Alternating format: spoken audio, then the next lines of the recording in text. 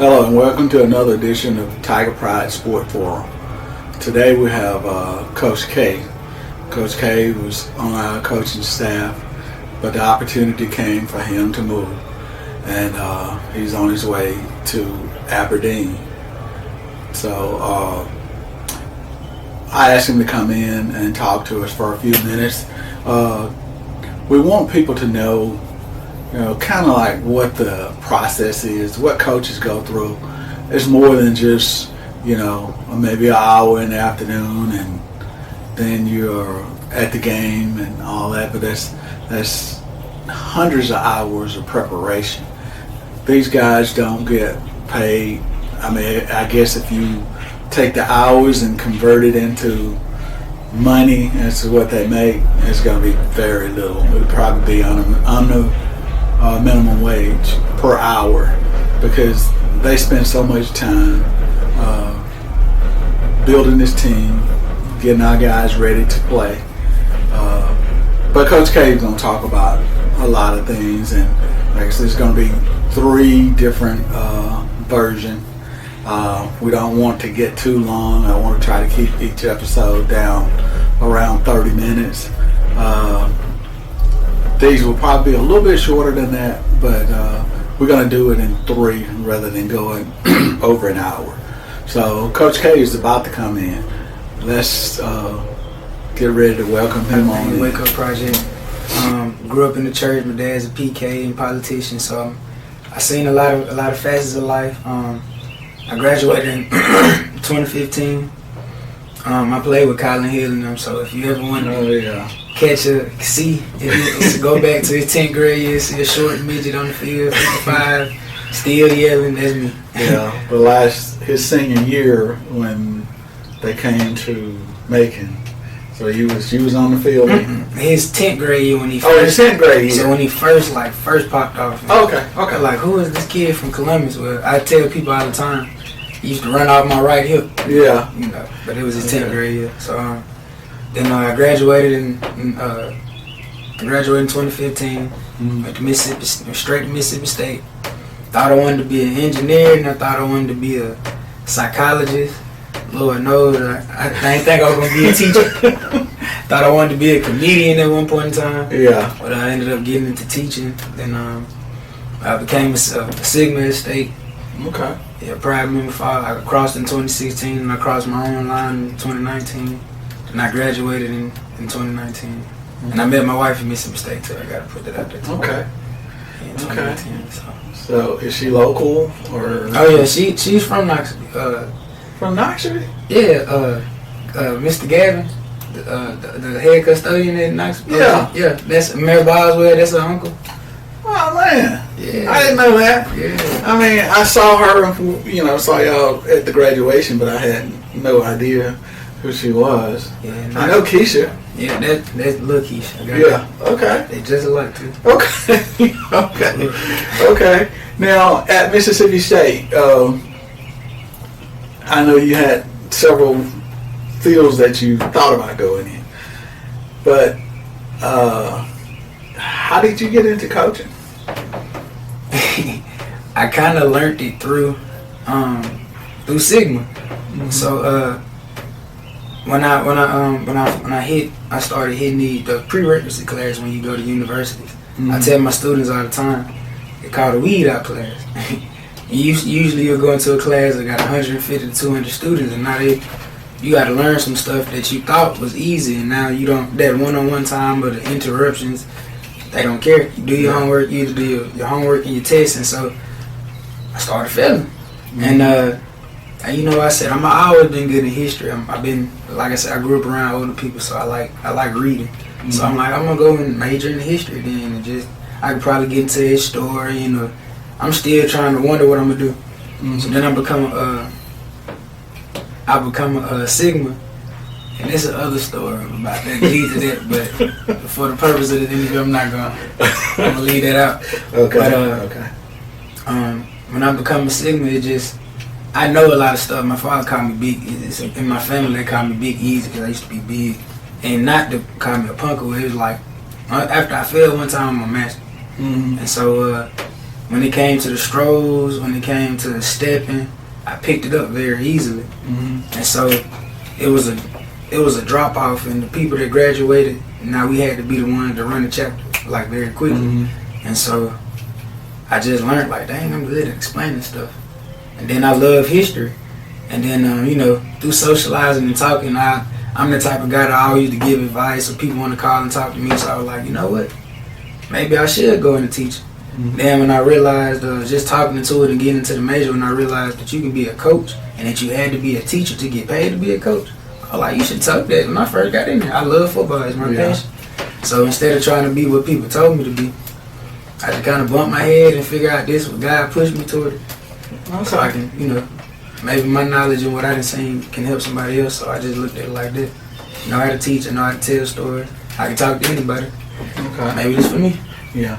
Okay, well now let me ask you a question about, that was I think it may have been your cousin, your uncle's son that was a football player in scholarship somewhere. Kyrie, my cousin, that's my cousin, my uncle's son. Yeah, Kareem. Okay. Okay. So I know his name was pretty big there around here. He wasn't. He was pretty. What, he about 6'2", 6'3"? He was 6'3", 270 pounds. Yeah. It's funny how you bring that up, and me being I teach everything, but a history teacher. The more I look into the history of my family, my uncle played at Hines. My granddaddy played for the San Francisco Giants. My uncle Harry played for the Kansas City Monarchs. My dad, he ran for. Now he was a Muslim back in Chicago, but he ran for the track, and so like athleticism, and they kind of ran in my family. I just got, I guess, the short end of the stick, my height, but being athleticism, we got our family. When I look back into our history, some of us come out of Nashville too, so like the Tibbs, and we related to a lot of people, but I didn't know it was that much athleticism. I thought it was more scholars until I go back and read horse trainers and soldiers. So I'm like, oh yeah, that's something that a lot of people need to do, is to go back into your ancestry, find out who you are, because they're not gonna tell you who you are. So that would be a great thing to do. But now, since we're on family, there's probably a lot of people don't know who your grandmother is. Oh, my great-grandmother. Your great-grandmother. Yeah. So yeah. Let me start all the way. I say Head in the Kitchen, but before Head in the Kitchen, you had Catfish Alley, Sallie Mae Jones, and the Po Bob era, when you had back then during the Prohibition, post-Prohibition days, and you wanted to go and just be yourself. Any type of hustler, gambler, you wanted good food, good time, good vibe, Catfish Alley. And so what kind of birthed out of that, she had a set of children. My grandma, Sallie Mae Jones, and he had the liquor store, and then he had a bunch of booming businesses, and it was like a booming business during the day, and then it was nightlife at night. Yeah. And then after that, Helen's Kitchen came from my grandmama. She had 3 spots, one in West Point, one on Main Street in Columbus, and one that's still open smack dead in the hood. And 7th Avenue I gotta say this, not north side, on north side. There's a difference if you from Columbia. Yeah. And so then from that, around the 80s, that's when she came out in. You still had Catfish Alley, but that was to more of the older crowd. And now you got this new crowd, then boom, here come politics. My dad, Kamal Kareem, was the first black newscaster. Oh yeah. Yeah. And then he started bringing WACR with radio station. I didn't know he was a DJ back in the day, but it makes sense because he always listening to all types of music. Yeah. And so he got the voice for it too. Yeah. Yeah, he do got the voice. That deep WACR. Man. Yeah. Man, imagine him fussing at you when you're young and you know you're wrong. But anyway, and then he kind of cultivated into a political career where he was a city councilman, and then now my uncle's then he kind of took over.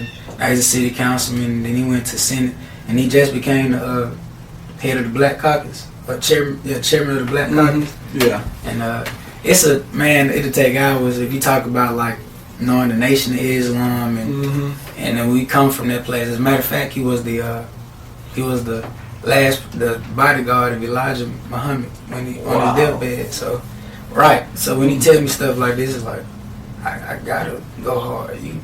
You just casually told me you was the bodyguard of the leader of the nation of Islam on his deathbed. That's powerful, dude. It is. And so so it's a lot, but man, my family. If you wanted to know about a Kareem, you're a little bit of everything. You got a foot in the street, foot in the church, foot in law, foot in food, foot in everything, but we good people, man. We good people that, I don't know if this is the right thing to say, but I'm gonna say it anyway. We're not scared to speak against the powers that be. Yeah.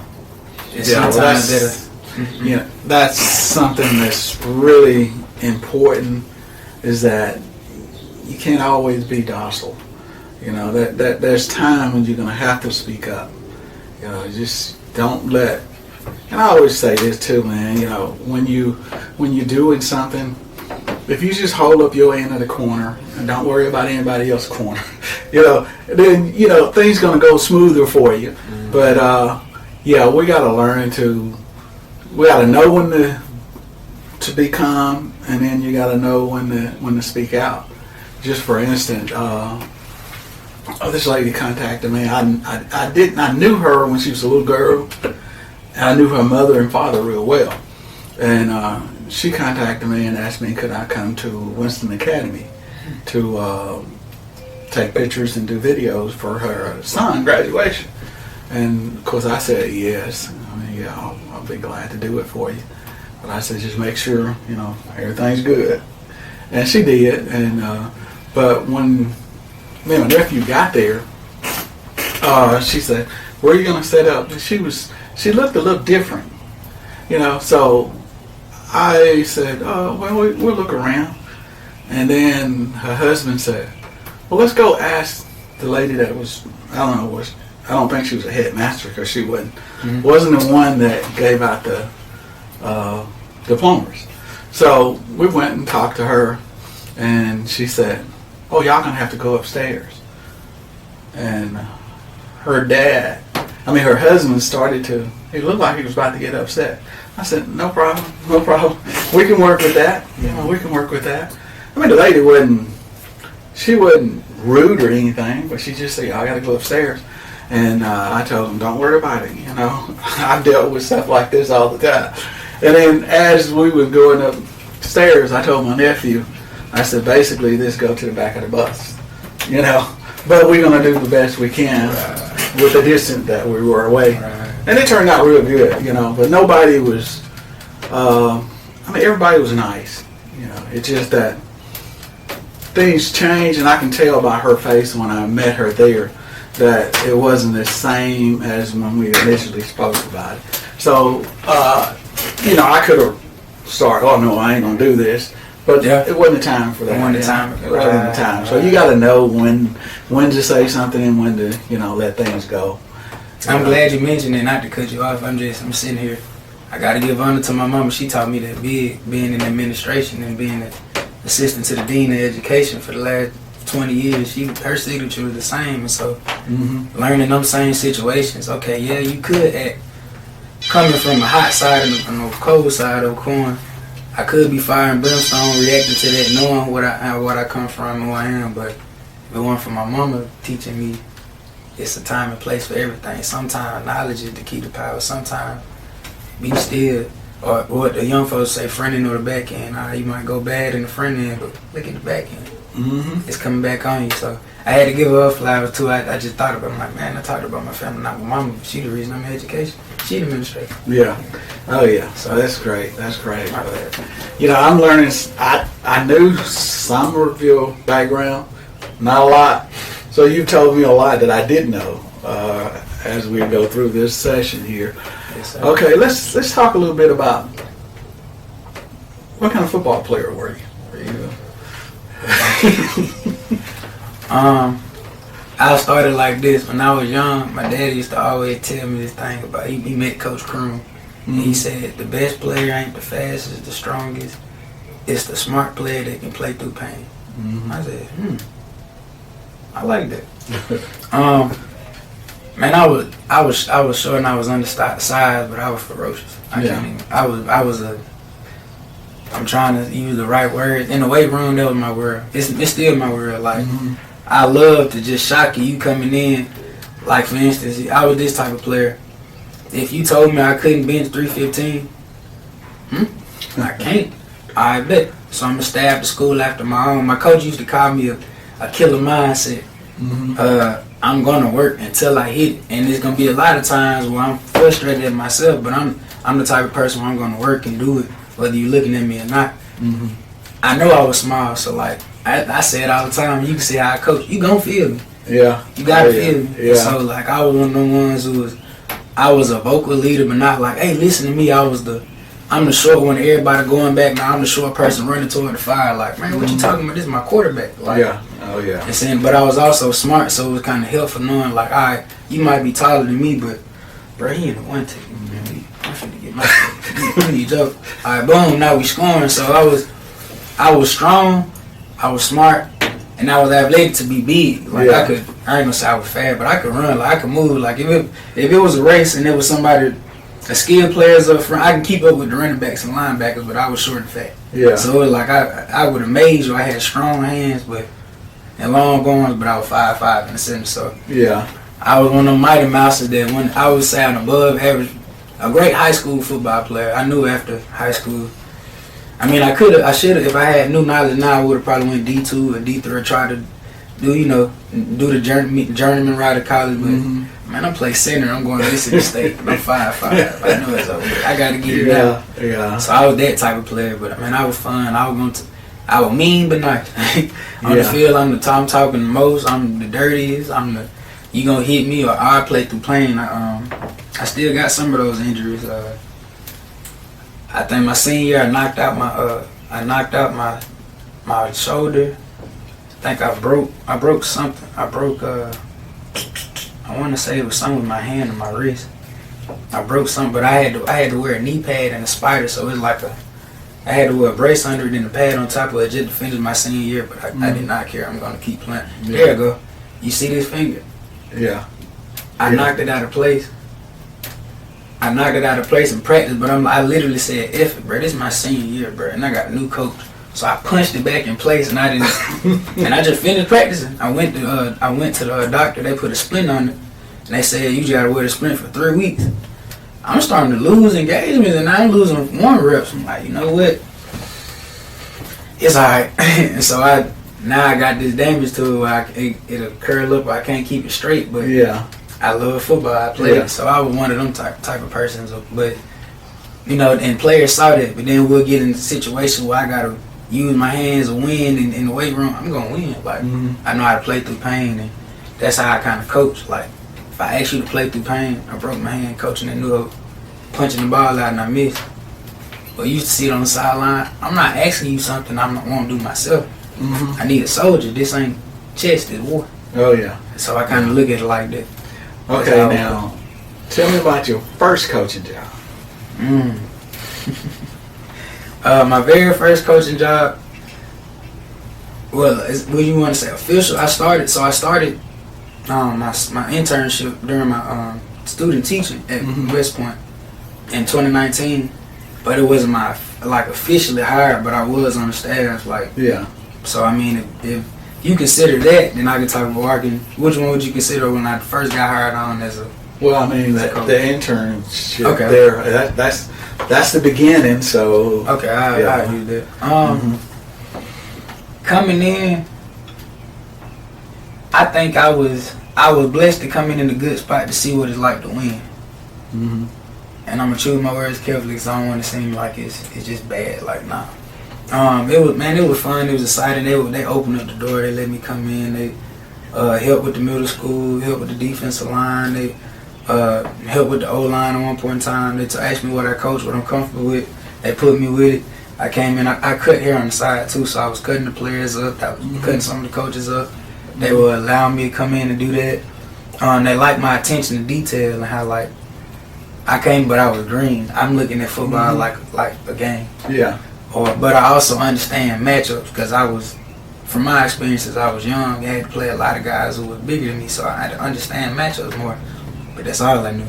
When it came to scheme, when it came to why they doing something. Like I would watch film for hours watching players and what they do, and I'm giving them feedback and giving them reports, and they taking it and using it. But like, I don't know what they're doing on third down, first down, second down. I don't know. I didn't know the game.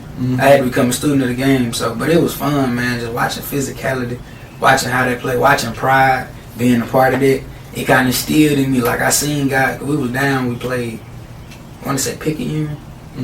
That year when they had Teddy Dice. It was a good coach that retired or something. Yeah. And we were down.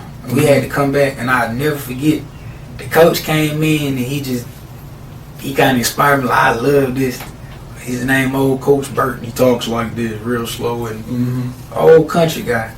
Man, he said, "Hey man, turn on that Boosie," and everybody looked at him, and he was spitting the words. When he believed it started turning red, man, I felt like I wanted to go out there and play. And all he did was just say, "Man, I'm not gonna repeat what he said because when he's old school." Yeah. It's a lot of cuss words,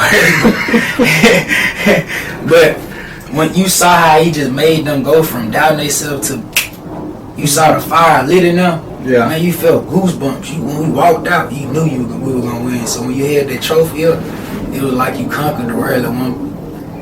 I felt this is the moment. Like how they say, getting to the championship, those lights, the atmosphere, the crowd yelling.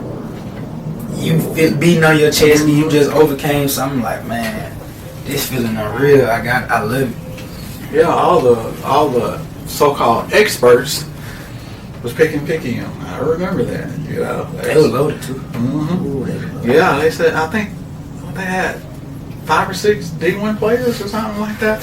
Their running back ran a 4.3 legitimately, like at multiple camps. Yeah. They were big. Then Teddy Dice was he was a good coach on his own, and we West Point got a trend. They lose the first couple games until they play Noxubee. And it's like once they play another big dog, like they tighten up and they don't lose a game again. Oh yeah. And I think that was the year we had I want to say Marlon in them first year.